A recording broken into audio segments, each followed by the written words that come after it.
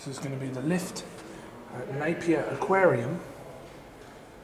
I already know what this lift is because I've been here before. Come on.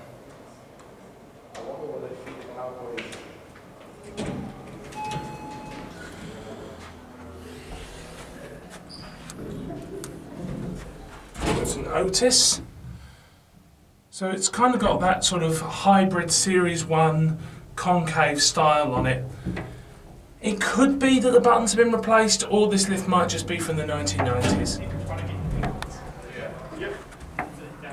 And we'll go back to ground again, and then we'll finish back up here on 1. Because the cab styling looks very 80s and looks very Series 1. And that's from Series 1 as well. The buttons are modern. Capacity 780 kgs, 11 persons. It's got classic levelling as well. Instant door close is really good. It's hydraulic.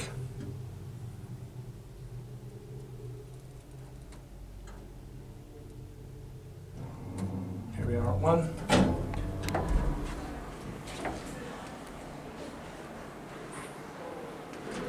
There it goes. That's it.